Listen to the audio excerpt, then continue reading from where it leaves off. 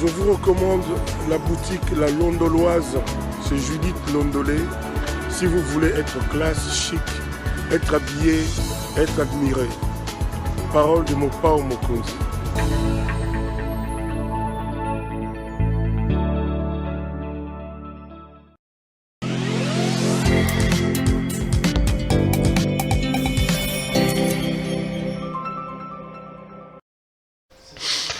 Madame, messieurs, bonjour et bienvenue à ce nouveau numéro de l'émission Contre nous soit dit, ce magazine d'analyse d'actualité politique, sociale, économique et même juridique qu'on a lancé ici chez nous à CPL Télévision. Des questions importantes qui retiennent l'actualité dans plusieurs domaines sont mises sur la table et nous tentons de les décortiquer en leur donnant un sens et une forme. Et selon nous, c'est d'ailleurs pour ça que chaque matin, quand on commence cette émission, nous avons l'habitude de dire que entre nous soit dit, l'invité vient, il donne son point de vue et vous les jugez. L'actualité dans le pays reste dominée encore par l'arrestation de M. François Béat. Ça fait plus de 20 jours. Est-ce que déjà la violation de ses droits, on parlera de ça. On reviendra dans cette émission du jour à la crise qui tape à la porte de l'Union sacrée. Ils ne se sont pas mis d'accord sur cette affaire des gouverneurs et la CENI, curieusement, a décidé de reporter les élections. Est-ce une injonction qu'il a reçue? On parlera de ça. On parle aussi dans ces journaux des rangs de Katoumi qui s'évitent de plus en plus. Un ami, un frère et un confrère est avec moi sur ce plateau pour tenter de débattre de tout ça. C'est M. Eric Wemba. M. Wemba, bonjour. Bonjour, cher Péro Louara. Toujours un grand plaisir de vous avoir sur ce plateau. Comment ça va? Vous êtes bien habillé, très bien habillé. J'adore le bleu là. Merci beaucoup. J'adore les bleus assortis de la cravate rouge, c'est très joli. Merci beaucoup. Merci beaucoup pour les compliments. Merci. Je rappelle, c'était aussi une occasion de faire un clin d'œil à notre partenaire, la boutique La Londoloise, Judith Londolé Betoko. C'est d'ailleurs elle qui nous habille encore ce matin. Si c'est croisé vous plaît, n'hésitez pas à appeler Judith Londolé Betoko et passer vos commandes. Eric, vous êtes responsable de exclusif rdc.com, qui est un média qui s'impose de plus en plus. Je vous tire mon chapeau, hein. L'enfant commence à courir. Hein.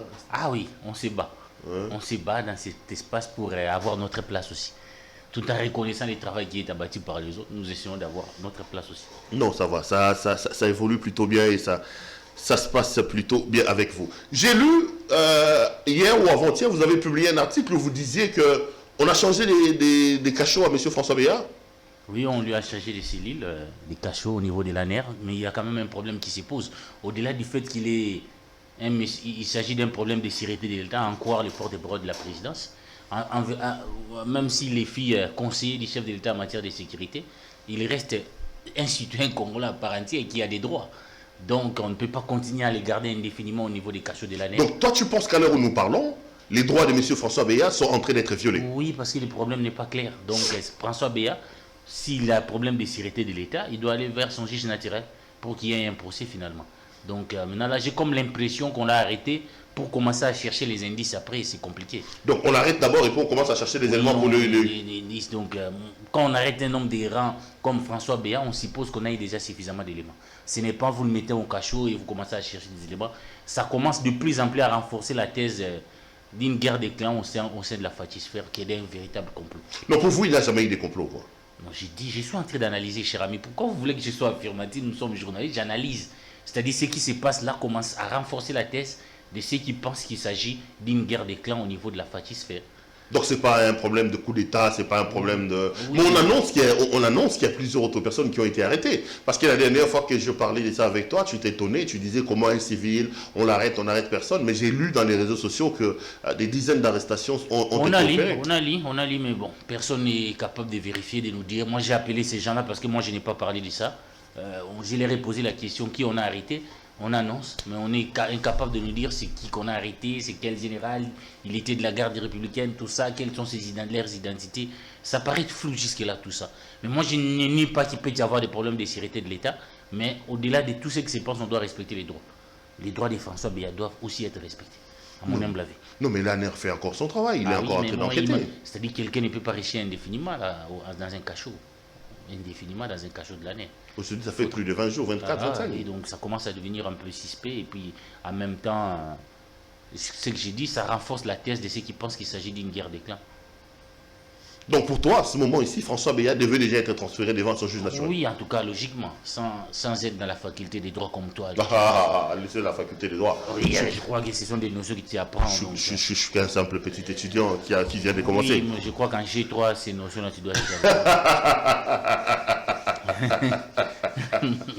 Ne commence pas, s'il te plaît. Ne commence pas. Je ne commence pas, mais Kassi Kaboung l'a si bien maîtrisé, il a même si bien revendiqué ses droits pour voyager. Je crois que vous connaissez aussi. Donc, à l'heure actuelle, aussi longtemps que François Béat ne serait pas transféré devant son juge naturel pour qu'une procédure soit enclenchée dans ce sens-là, vous penserez que ces droits sont en train d'être... Oui, c'est l'impression, ça donne l'impression d'un acharnement. Mais j'ai lu l'article, vous dites aussi que qu'on commence à empêcher à François Béat de recevoir la visite, la nourriture, le médecin. Vous avez aussi des informations inquiétantes dans ce sens-là? Non, c'est-à-dire on l'a mis dans une cellule où les visites sont un peu très réduites. Ce n'est pas mes informations, ce sont des informations qui sont données par la famille biologique qui s'inquiète de la situation de leur frère qui s'appelle François Béat. Ces libertés sont des plus... On est en train de restreindre de plus en plus ces libertés.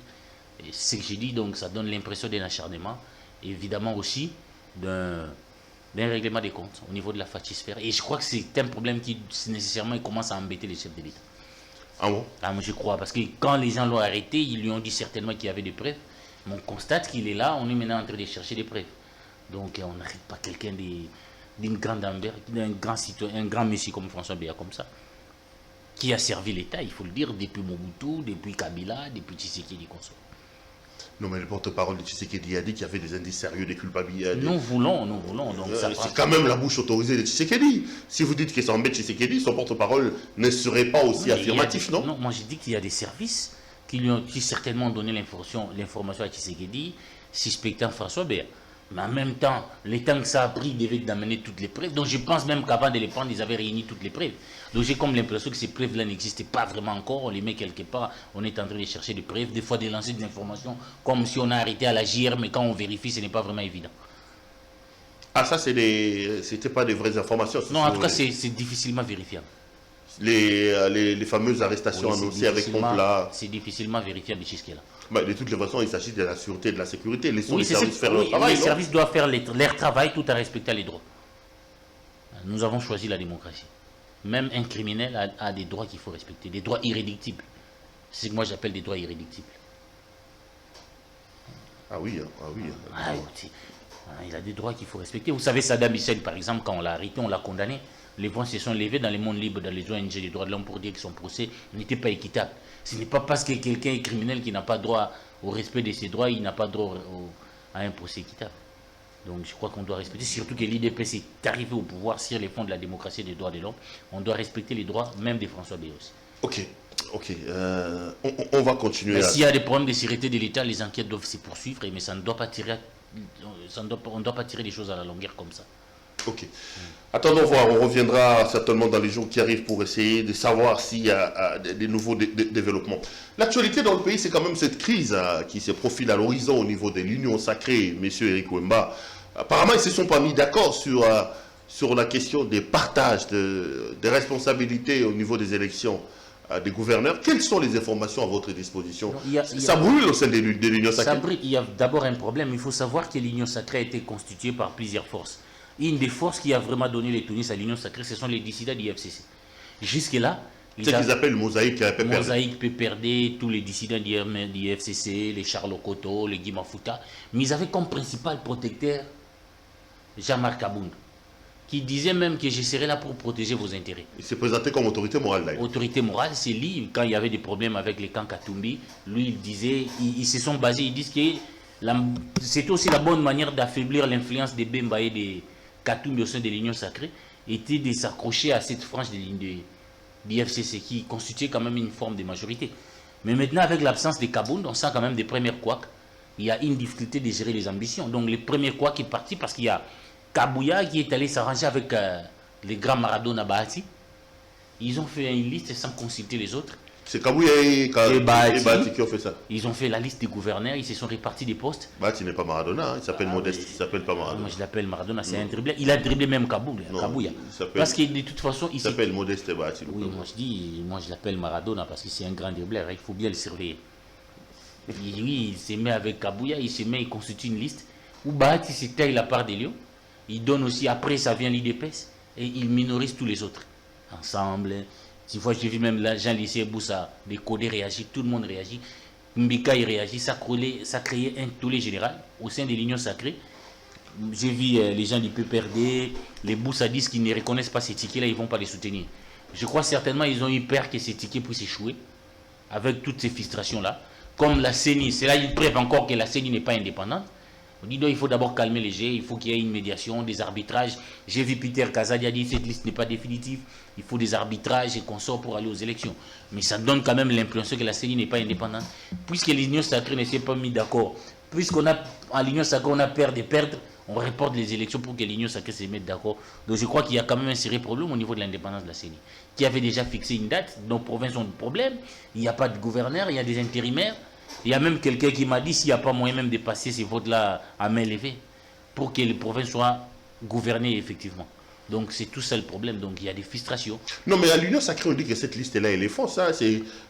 J'étais avec quelqu'un de l'Union sacrée qui dit que les gens s'agitent pour des listes de réseaux sociaux. La liste n'est pas fausse, ça a été officiel. Kabouya s'est arrangé avec Bahati, ils ont mis une liste qui n'a pas mis les autres d'accord. La liste n'est pas fausse, mais c'était une liste confectionnée par Kabouya et Bahati à l'insu des autres forces. Vous allez voir qu'ensemble, par exemple, qu'il y a plus de députés, on lui a donné seulement les postes de vice-gouverneur, je crois. Donc ça crée quand même des frustrations. Donc cette liste-là, Bahati s'est arrangé à avoir les plus grands nombres de provinces, après l'IDPS, et ils ont minorisé les autres. Et Bahati a certainement manipulé Kabouya dans cet élan, comme si je l'ai dit que c'était Maradona, c'est Maradona. Vous avez vu comment est-ce que Kabouya était derrière lui comme un garçon de course. Non, mais est-ce que le mot Bahati, c'est quand même un chef de corps, non? Kabouya, c'est pas un chef de corps. Respectons Bahati, c'est quand même un chef de corps. Il est président du Sénat, vous n'allez pas demander Kabouya, c'est un simple Congolais de la en tout cas, Bahati, quand il agissait, là, il n'agissait pas comme président du Sénat. Il agissait comme autorité morale de l'AFDC. Donc, il n'était pas dans un cadre institutionnel. C'était dans les arrangements politiques. Parce que les rapports qu'il a avec Kabouya, ce n'est pas les rapports d'un président du corps avec un sénateur.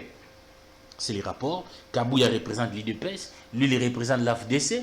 Ils se sont arrangés au détriment des autres forces et ça crée des frustrations. Aujourd'hui.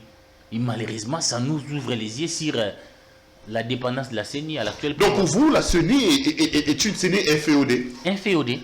Qui reporte curieusement les élections parce que l'Union sacrée ne s'est pas mis d'accord. Non, mais il faut s'y voir, non, Eric Wemba? Peut-être que la CNI a parlé d'un problème de logistique, tout ça. Il ne faut pas voir les diables partout. Le problème avec toi, c'est ça. Tout ce qui est Tshisekedi, c'est noir. Tout ce qui est régime, c'est noir. Non, en tout cas, c'est répondre. Parce que le président de la CENI nous a garanti que tout le monde était là, toute la logistique était là. Curieusement, on sent des frustrations de l'Union sacrée à la veille, on vous dit qu'on reporte les élections. Et ça, vous dites qu'ils n'ont écouté, il ne faut pas voir les problèmes de logistique. Si on n'est même pas capable d'organiser les élections et de gouverner, qu'est-ce qu'on peut faire dans ces pays? Les élections qui se déroulent là dans les assemblées provinciales, si on n'est même pas capable d'organiser cela, qu'est-ce qu'on peut encore attendre de la CENI?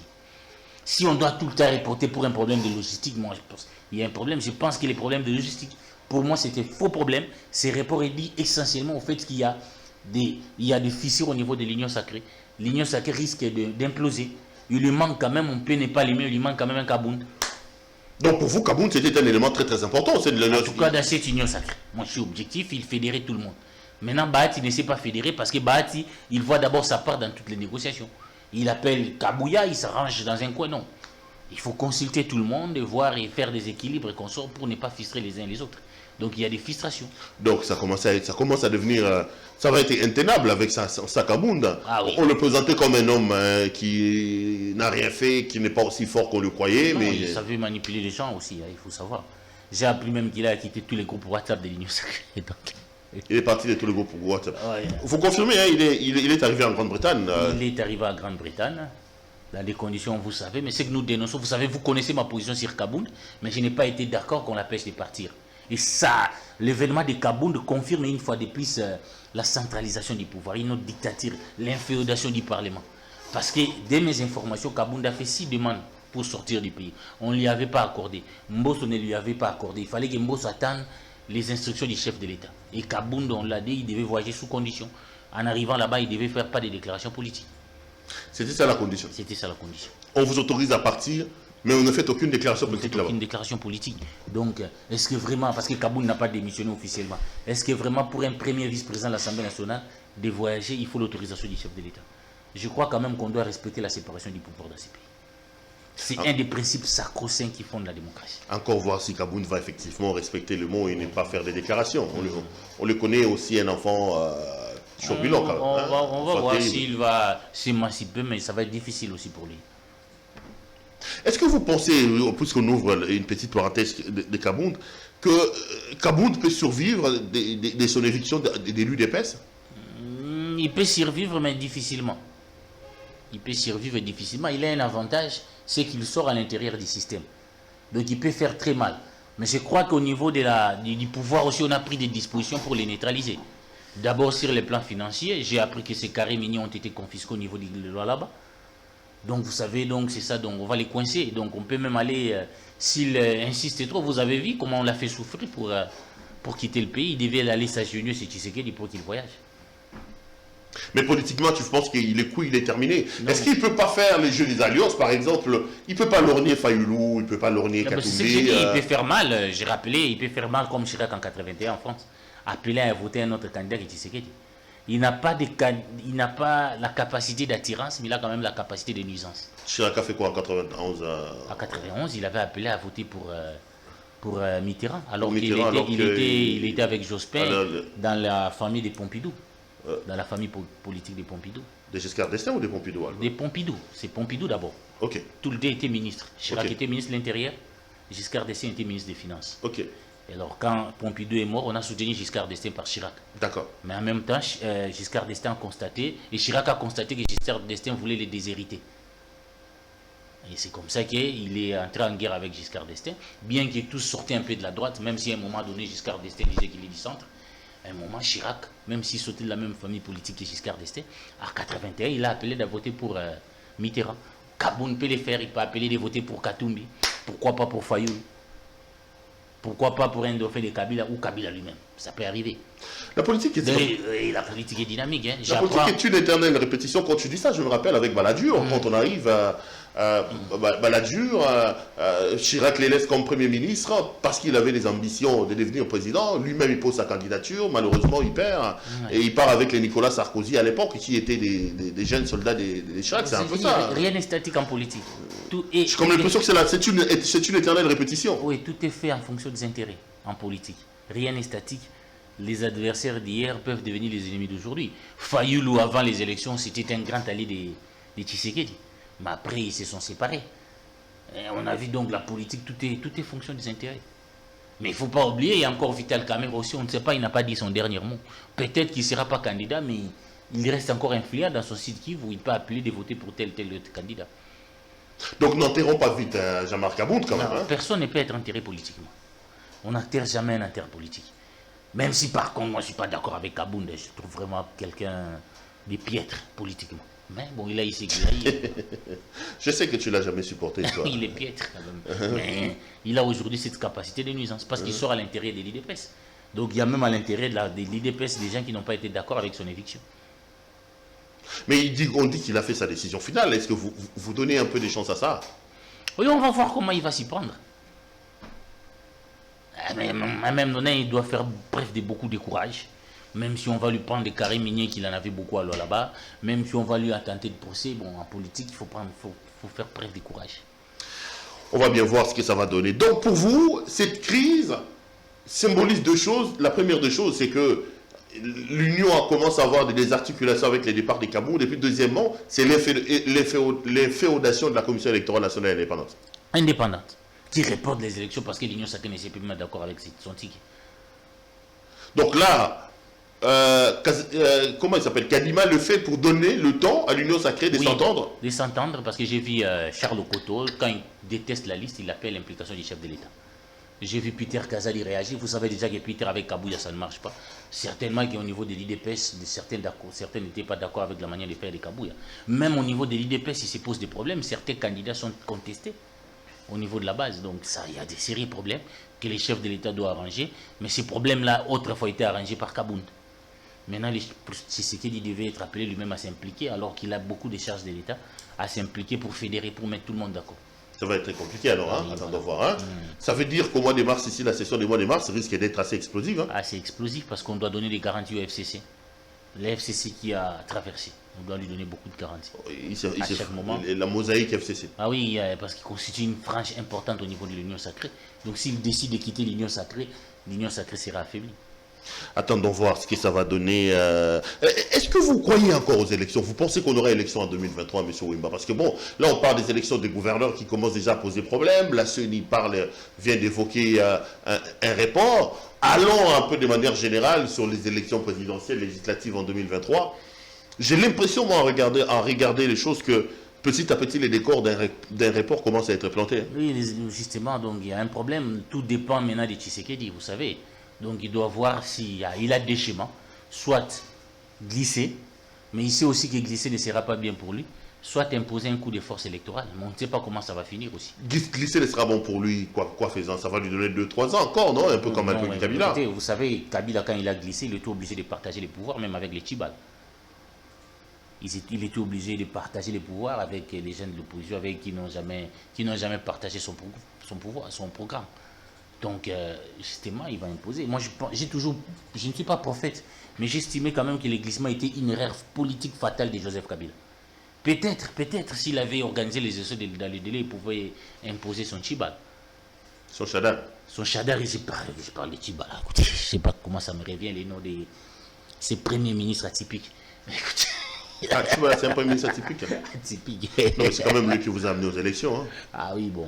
Les élections ont été financées à fonds propres par les gouvernements Tchibala. Je n'aimerais pas, je sais que vous étiez son conseiller. Ça n'a rien à voir. Ça n'a rien à voir. Vous confondez tout, parce qu'à un moment, quand il était Premier ministre, je l'ai trouvé quand même atypique. Non, mais ça, vous n'allez pas le lui refuser. C'est le gouvernement Tchibala qui a financé les élections. Bon, vous savez bien que les élections de 2018 ont été financées avec l'argent propre du Congo. Hein. Oui, mais je sais que Tchibala n'a jamais été un réel Premier ministre à l'époque de Kabila. C'était qu'un Premier ministre à part. Le véritable Premier ministre s'appelait Néhémie Moulania. Hein? Je ne sais pas qu'on j'entre dans le détail. Continuons. Allez, revenons à ce qui se... Vous dites que Tshisekedi est de chemin glissement et passage en force. Et la balance s'épanche de quel côté exactement? Il est devant un dilemme, il n'a pas un schéma. Parce que d'un côté, il estime que le glissement peut aussi lui être fatal parce qu'il va partager les pouvoirs. Parce qu'on va lui imposer un dialogue sous l'égide. Je vois Martin Fayoulou qui est d'accord pour les discussions, mais sous l'égide de l'ONU. Une discussion, un dialogue, c'est la même chose. Mais en tout cas, le schéma du dialogue est confirmé. Moi, j'ai vu la lettre de Fayoulou hier, où il continue à appeler l'ONU à faire une médiation. Il sollicite les bons offices de l'ONU pour des discussions.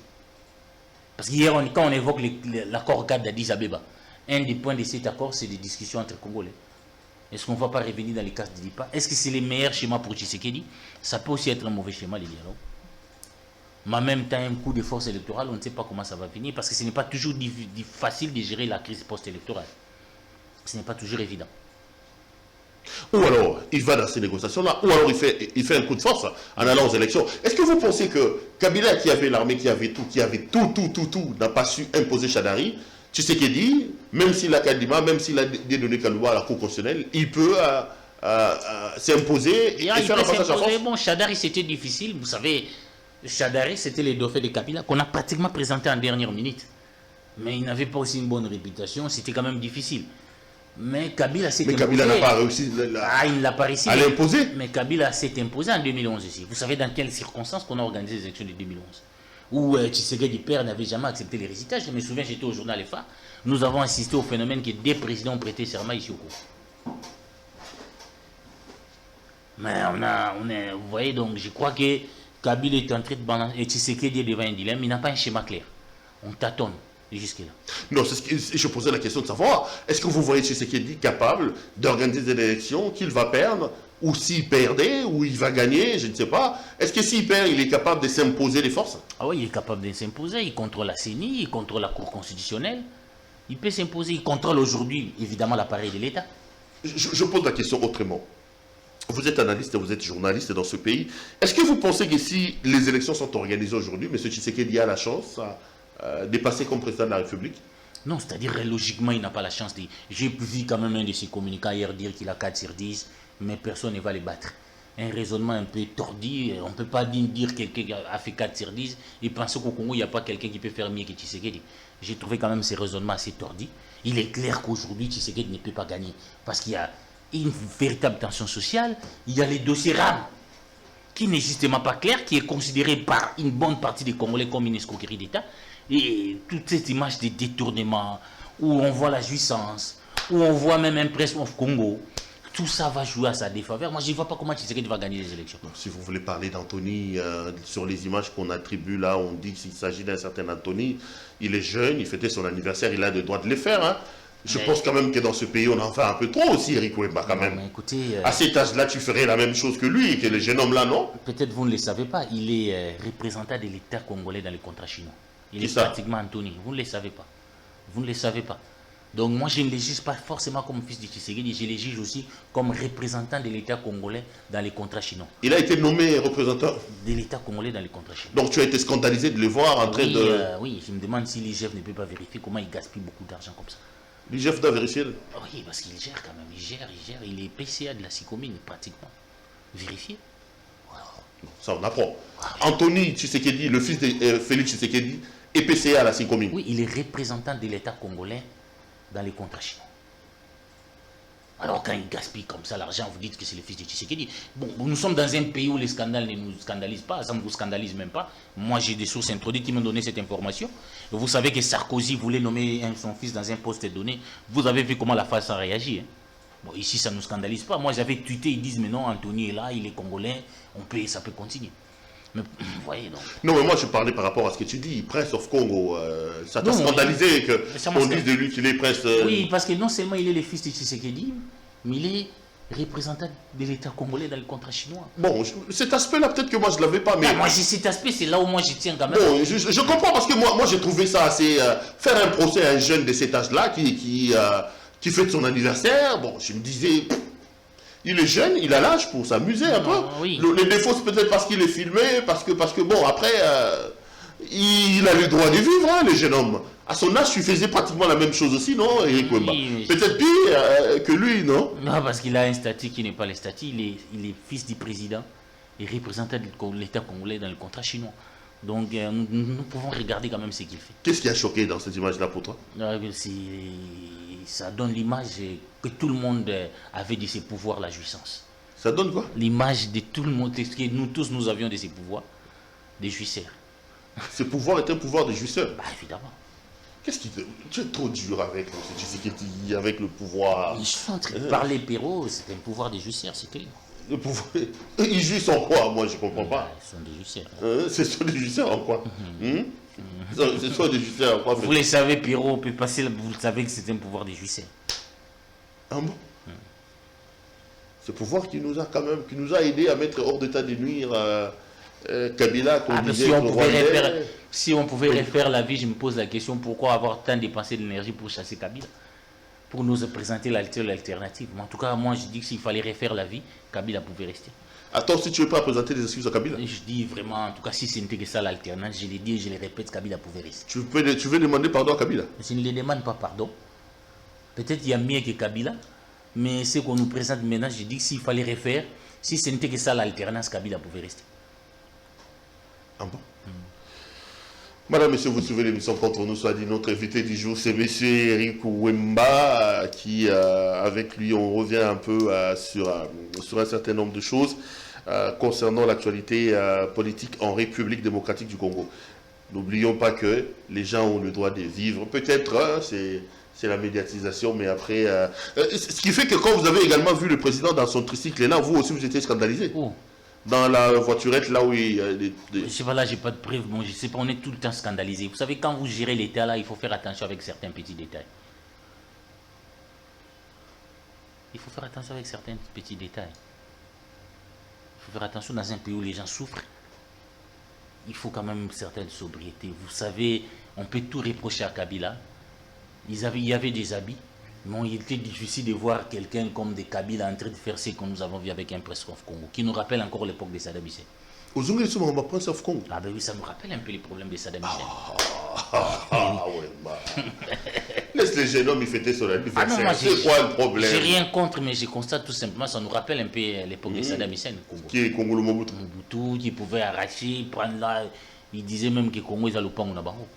Et quand l'enfant s'est fait appeler, moi je dis quand même c'est pour s'amuser, mais ça donne quand même l'impression qu'ils sont en train de considérer les Congos comme un royaume. Non, les Congos n'est pas un royaume, ils sont des locataires. Donc les pouvoirs appartiennent au peuple, il n'y a pas un prince ici au Congo. Vivement 2023 alors. Hein? Oui, il faut que ça arrive, à condition que ces élections soient aussi bien organisées. Espérons qu'on va organiser des bonnes élections. Mais par rapport aux élections, on a assisté à une sorte de guerre ici entre Kazadi, Kadima a dit, Kazadi a fait. Toi, l'analyse que tu fais, c'est quoi? Qui a raison entre Nicolas Kazadi et Denis Kadima? L'un, il dit qu'il n'a pas reçu l'argent, l'autre dit qu'on a donné l'argent, mais qu'il surfacture. Tu analyses l'affaire comment? Tel que j'analyse l'affaire, c'est une affaire de rétrocommission. C'est tout. Une affaire de rétrocommission. Kazadi voulait que la CENI puisse acheter des voitures dans une firme qui appartenait à son frère, qu'on a créé seulement en 2018. Kadima n'en voulait pas. Donc tous ont volé un peu très bas parce que chacun voit dans tout ça ses intérêts. Ça n'a rien à voir avec l'intérêt du Congo. Mais la première conséquence de tout cela, c'est le fait qu'on a refusé la réforme au niveau de la CENI. Parce qu'au niveau de la CENI, on estimait quand même que l'État peine à mobiliser 5 milliards. Mais dans une structure, nous avons 5 milliards, mais il y a une structure qu'on appelle la CENI, qu'on en donne 1 milliard. Cette structure n'est pas assez contrôlée. On dit qu'il y a l'Assemblée nationale qui les contrôle. Mais dans la CENI, quand le vieux Lutundu était encore licite, quand il n'avait pas encore troqué sa réforme, il avait proposé qu'on puisse mettre dans sa réforme de Lutundu là. Eric Omba Lutundu là est toujours lucide. C'est notre ministre des Affaires étrangères. Je crois que le vieux est un peu perdu. Non, je ne te laisserai pas dire ça. Le vieux est perdu. Il est encore lucide. Non, il est Lutundu là. Je l'ai suivi, j'étais déçu quand même quand je l'ai suivi. On va y revenir. On va en parler, oui. On va en parler. J'étais déçu quand il était encore lucide. Il a amené sa réforme. Mais malheureusement, on l'a pris, on l'a donné le ministère des Affaires étrangères. Il a troqué même sa réforme pour avoir ces postes-là. Parce qu'il n'a plus 10 mots. Donc le combat qui existe entre Nicolas Kazadi et Denis Kadima, c'est un combat des rétrocommissions, des commissions, des COP. Des COP, tout s'est fait de manière occulte. Nanga a fait la même chose avec des surfacturations des machines à voter. C'est comme ça que Christophe Lutundula avait estimé qu'il fallait mettre à l'intérieur de la CENI une commission de contrôle permanente qu'on a appelée COPEC. Et Mbosso, les Mbata et consorts ont fait en sorte que cette commission-là n'existait pas pour faire tout ce qu'ils font là. Tout ce qu'ils font là, entrer des rétrocommissions. Il faut dire quand même que malgré les départs de Lutundu au gouvernement, bon, peut-être parce que vous direz, Deli Sissang a défendu COPEC comme il voulait, mais la majorité mécanique qui était là n'en voulait pas. Et aujourd'hui, nous tombons dans les mêmes conséquences. Quand on refuse des réformes, vous voyez les conséquences là. On dépasse 1 milliard, mais nous ne savons rien gérer. Donc ça permet aux gens de s'enrichir.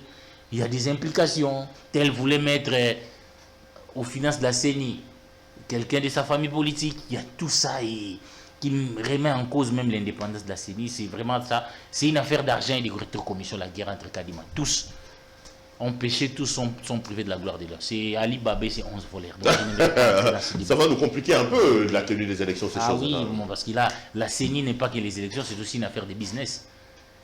Jusqu'aujourd'hui, on ne sait pas combien on a acheté des machines à voter. C'était une surfacturation terrible. Et c'est la même chose, on a compris que derrière la CENI, on peut se faire de l'argent. Parce que l'État dépasse quand même $1 milliard. 1 milliard $. Donc il fallait un contrôle, il fallait renforcer les contrôles.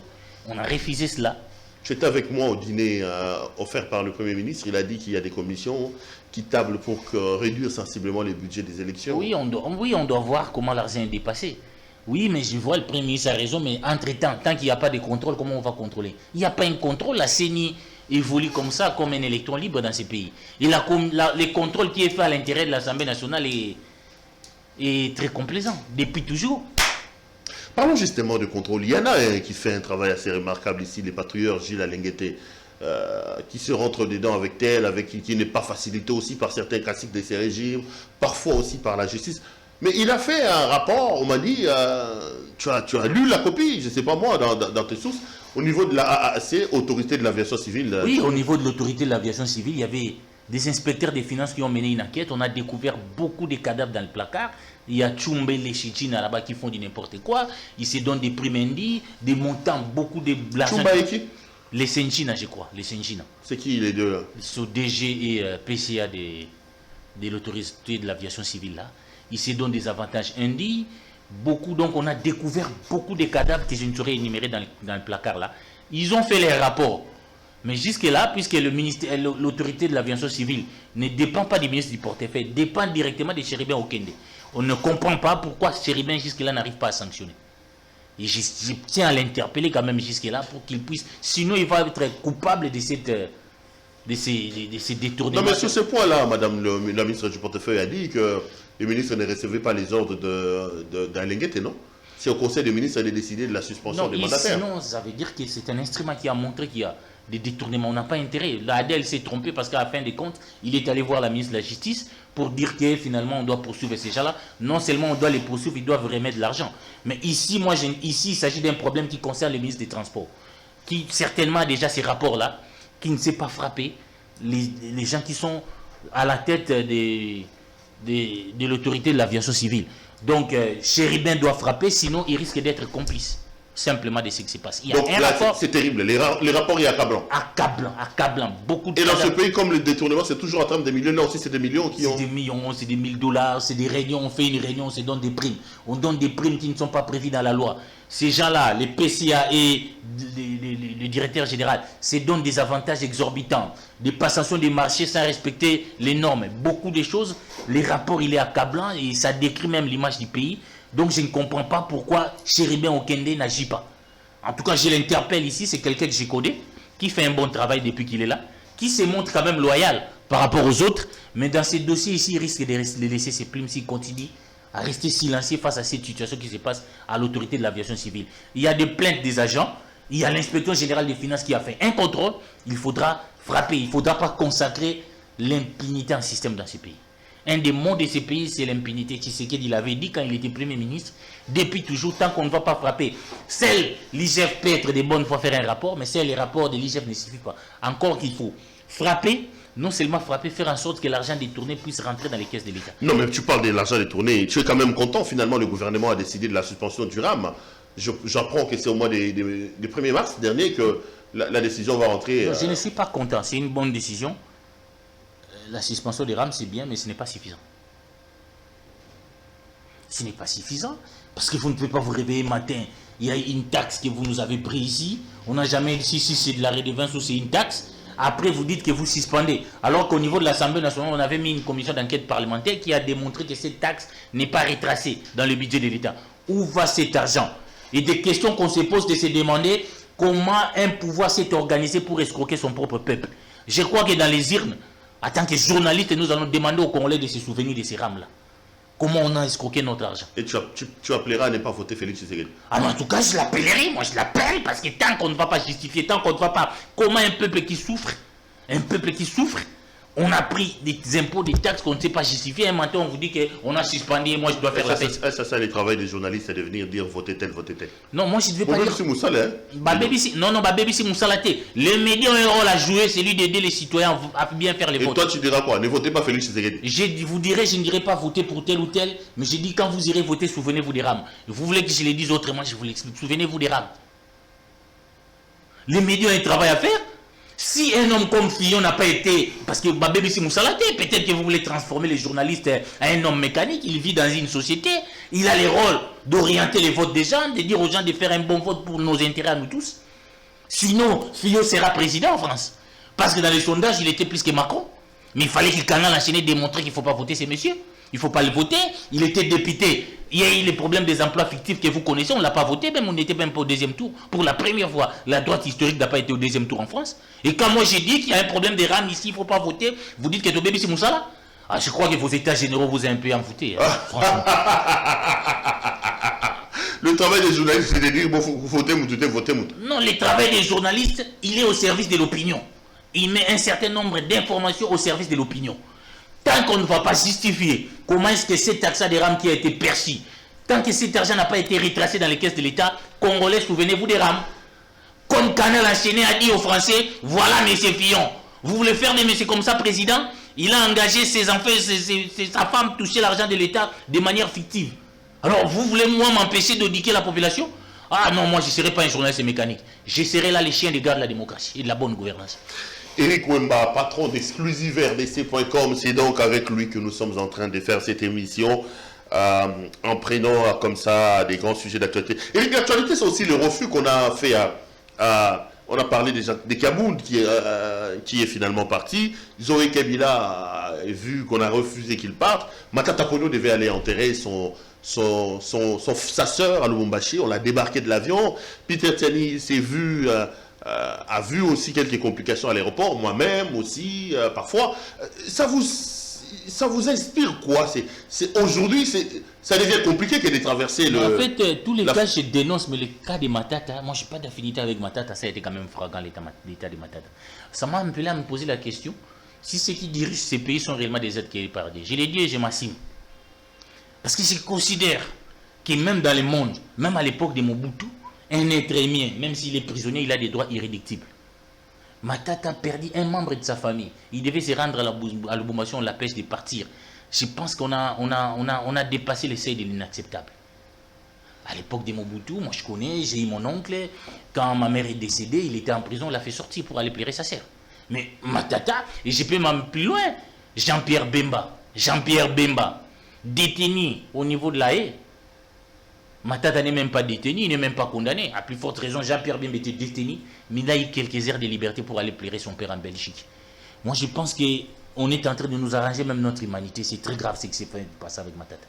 Et je dénonce cela parce que j'ai toujours considéré que défendre la liberté des autres équivaut à défendre sa propre liberté. Et on a toujours tendance à dire aux gens, quand on vous arrête, au niveau de l'aéroport, c'est la hiérarchie qui a donné l'ordre.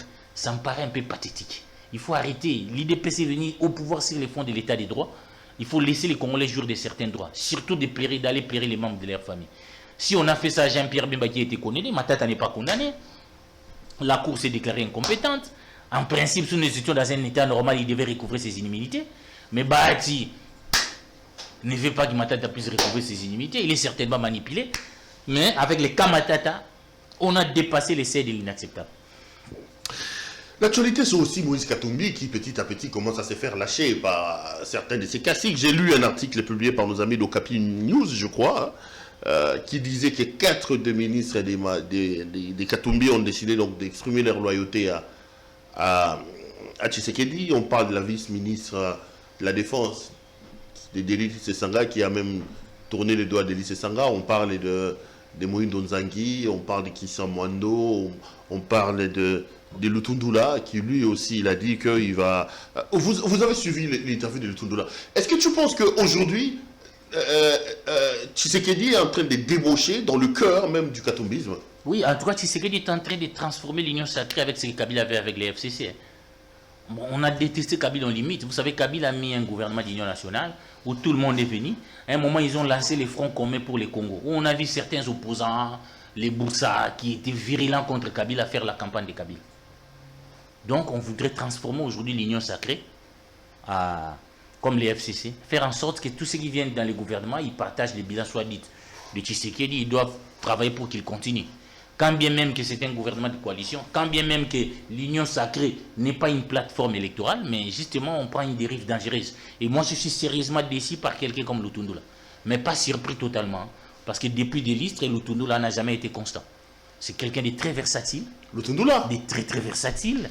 Vous savez, il est venu à la conférence nationale souveraine comme membre de la société civile. Moi, il était un brillant juriste à côté d'Iléao. Mais après, il est allé dans l'IDI de Kengo. D'abord, comme membre de la société civile, il avait soutenu Tshisekedi. Quand on crée la troisième voie, il intègre l'IDI de Kengo pour soutenir Kengo Adondo. Après l'IDI de Kengo, Lutundula se retrouve avec Zaïdi Ngoma. C'est quelqu'un, vous savez, Lutundula n'a pas rejoint Katumbi par conviction. Il était simplement infiltré parce que une des raisons que Lutundula a quitté Kabila, c'était pour la simple raison qu'ils étaient ensemble dans le Parlement. Il était au bureau du Parlement avec VK. Maintenant, Vital Kamerhe résistait pour démissionner. Pour affaiblir Kamerhe et pour le pousser vraiment à la démission, la Kabylie avait demandé à tous les membres des bureaux qui étaient ici de la majorité de démissionner. Et on avait donné des garanties à Lutundula, soit il va prendre la place de Kamerhe, soit il aura un poste important. Il a réussi ces sales coups-là, mais il n'a jamais été récompensé. Et comme il n'a jamais été récompensé, c'est comme ça qu'il avait décidé de rejoindre Katumbi. Donc ce n'est pas un homme de conviction, c'est pas un homme de caractère. Est-ce que le problème, ce n'est pas Katumbi lui-même aussi? Qu'est-ce qu'il est encore en train de faire à l'Union sacrée aujourd'hui? Parce qu'on sent que, et lui, et Tshisekedi, c'est je t'aime moi non plus. Est-ce que ce n'est pas lui-même qui met un peu voilà, je veux dire... vous connaissez ma position particulièrement sur ça. En mauvaise posture, ses propres lieutenants. Vous connaissez ma position par rapport à ça. Si ça ne dépendait que de ça, Katumbi, moi je pense que Katumbi finira par quitter l'Union sacrée. Je crois que Katumbi a bien compris. Aujourd'hui, il est vraiment en dehors des choses. Il se lance dans l'implantation de son parti pour se mettre dans les élections présidentielles. Je pense que Katumbi est déjà dans une autre phase où il est en train de préparer son parti. Il est là, il n'est pas là. Donc il est là, il n'est pas là. Il n'a plus l'esprit dans l'Union sacrée comme l'impression. Non, mais c'est d'ailleurs pour ça que ça dérange un peu les gens, ça dérange un peu ses lieutenants. Cette absence des lignes des Katumbi, mais mal Lutundula, c'est comme ça que bon, les gens commencent à choisir. Non, il n'y a pas de raison, il n'y a pas de raison. Vous étiez là au nom de l'Ensemble pour la République au gouvernement. Vous êtes là au nom de l'Ensemble pour la République au gouvernement. Vous êtes encore. Lutundula, il n'est pas dans l'ensemble comme plateforme. Lutundula a intégré les partis de Katumbi. Donc ça me paraît quand même absurde et illogique de dire que vous allez soutenir directement, de dire que vous allez soutenir Tshisekedi pour que Tshisekedi continue, alors que votre parti n'a pas encore levé une option. Donc, allez-y. Il est incohérent, Lutundula, votre parti. Donc il devait d'abord commencer par quitter l'Ensemble pour la République. Et ensuite dire que maintenant il vole de ses propres ailes pour soutenir Tshisekedi. Mais à partir du moment où il a adhéré à l'Ensemble pour la République, dire qu'il soutient Tshisekedi alors que son parti n'a pas encore levé une option, on sait déjà que le candidat de son parti c'est Lutundula. Non mais il dit qu'il est membre de ce gouvernement. Au nom de la solidarité du gouvernement, il portera les bilans de ce gouvernement. Et il a dit que Katumbi, ça rendra évidemment compte que Tshisekedi a eu des moments difficiles. Le premier mandat, c'était un mandat de déminage. Maintenant qu'on a déminé, il faut laisser un autre mandat. Non, je crois que c'est ce qui Lutundula ne va convaincre personne. Je vais lui rappeler que Macky Sall a été ministre de l'économie de Wade. Et je vais lui rappeler que Macron a été ministre de l'économie. Bon, vous voyez, lui-même n'a pas d'ambition pour lui-même. Il estime qu'il doit toujours être derrière les gens. Donc sa logique, son raisonnement ne tient pas. Donc je pense que Lutundula, pour être conséquent, il doit dès maintenant, s'il veut soutenir Tshisekedi, c'est son droit le plus légitime, mais pour être conséquent, il doit quitter l'Ensemble pour la République. Il est membre de ces partis-là, il a adhéré à ces partis-là. Contrairement aux autres qui sont seulement dans l'Assemblée comme groupe parlementaire, qui ont refusé d'adhérer à ces partis. Lui, il a adhéré, il a tué son propre parti pour adhérer à l'Ensemble pour la République. Donc, ipso facto, pour dire qu'il soutient Tshisekedi, il devait attendre que l'option soit levée au niveau de son parti. Ça, je l'ai suivi et je ne l'ai pas reconnu au niveau, quand il est passé sur les antennes des RFI. Et tu as confirmé qu'il n'était plus lucide comme tu l'as dit au départ. Moi je dis, Lutundula, c'est un garçon très intelligent, un gars très intelligent qui manque de caractère, c'est tout. Ah bon Lutundula manque de caractère? Il n'a pas de caractère, donc il est ballotté. Il fait un peu du mercenariat en politique. Allez, on va finir peut-être avec ces déclarations. Après Kagame, tu as suivi les déclarations du vice-président du Kenya. Tu t'es dit quoi? Tu étais malheureux pour ton pays? Moi, je ne suis pas malheureux, il ne faut pas se plaindre. Quand les autres nous attaquent, nous devons travailler sur nous-mêmes pour nous faire respecter. Quand on détourne notre propre argent, quand on fait rame là, bon, on se pose la question, on escroque les gens pour rame. Et nous amenons à la tête du parti, je jette quand même un coup d'œil, si vous voulez, à Katumbi, qui a construit les sièges de son parti politique de l'autre côté. Là, on m'a dit que c'est le meilleur au Congo, c'est le meilleur en Afrique centrale. Le PPRD, il semble qu'ils n'ont pas de siège, ils doivent quitter là-bas. Et où là, ils sont locataires la maison appartient à la SNCC, je crois. Je jette des fleurs à Katumbi parce qu'il a construit comme œuvre. Mais quand on doit vraiment faire une comparaison avec les partis au pouvoir, c'est les jours et la nuit.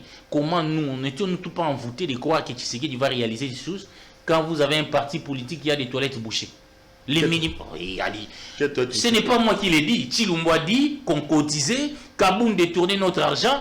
Les sièges de l'IDPS là, quand vous y entrez. Ici à la 10e rue. À la 10e rue, il y a des toilettes bouchées. Il n'y a pas de toilettes. Des toilettes bouchées. Ce n'est pas moi qui l'ai dit. Alors les gens qui ne savent même pas arranger leurs toilettes, comme parti au pouvoir, vous pensez qu'ils vont réaliser les 145 jours de... Je ne sais pas comment vous appelez ce programme-là. Les 145 territoires. 145 territoires. Vous savez, un parti politique, c'est un État en miniature. Mais la nation dit même que c'est un mini-État. À partir de la manière dont on dirige un parti, on peut savoir comment ces gens vont diriger le pays.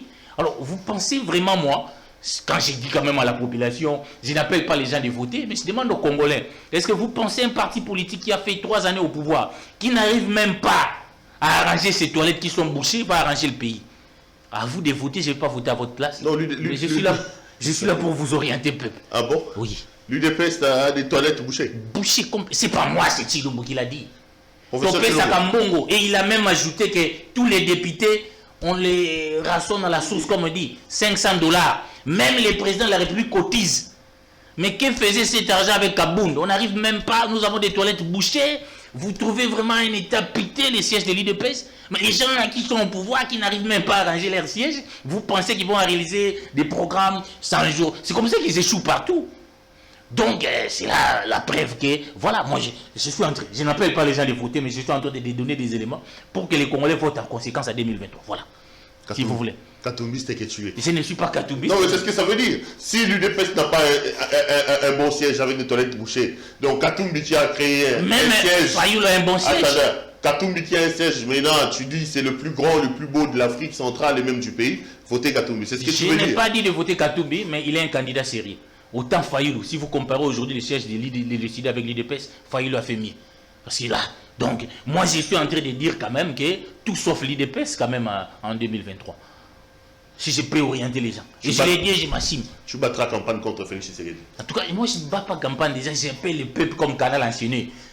Canal Enchaîné a dit aux Français, Fillon là que vous voyez, il était député, il a créé des emplois fictifs. L'argent de l'État là, il donnait ça à sa femme et ses enfants. Donc sans pour autant dire clairement il ne faut pas les voter, il a donné des éléments. Mais moi je vous donne des éléments pour dire voilà les gens qui vous ont pris rame, les gens qui ont un siège de leur parti politique avec des toilettes bouchées, ils n'arrivent pas à arranger au-delà de ce qu'ils ont eu comme argent. Vous pensez qu'ils peuvent arranger le pays? Je vous donne des éléments peuple congolais, mais vous serez responsable de votre malheur ou de votre bonheur demain. Votre bulletin de vote là est sacré. Décidez de l'avenir de votre pays, choisissez un bon candidat pour 2023. Eric Wemba, patron d'exclusive RDC.com. On a fini l'émission. Hein. Merci. Grand merci à toi d'être venu nous voir, cher ami. Merci. C'est toujours un grand plaisir de t'avoir sur ce plateau. Merci. Allez, porte-toi bien. Okay. Madame, monsieur, l'émission est terminée. Je rappelle ce soir que notre invité, c'était monsieur Eric Wemba, patron d'exclusive RDC.com, un média qui fait pignon sur rue aujourd'hui. Vous pouvez donc jeter un coup d'œil là-dessus. Merci à vous de nous avoir suivis. Merci à l'équipe technique qui a fait un travail remarquable pour me permettre d'entrer en contact avec vous. Merci à notre partenaire, boutique La Londoloise, Judith Londolé Toko, Molatisiki Toko, Yemoroki Toko. Et si vous avez aimé cette veste, appelez Judith Londolé, dites-lui qu'on a aimé la veste. Pourquoi tu me regardes comme ça? Je dois aussi aller prendre. Parce que à chaque fois que je pense cette publicité-là, je suis obligé de consommer là. Allez, commandez cet ensemble blazer et ça me fera énormément plaisir. Allez, revoyons-nous demain pour un autre numéro. Bonsoir chez vous.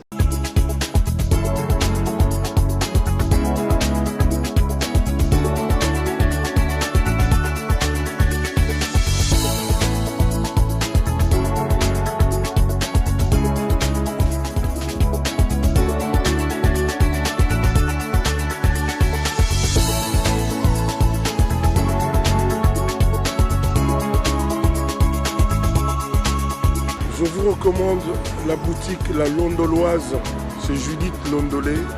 Si vous voulez être classe, chic, être habillé, être admiré.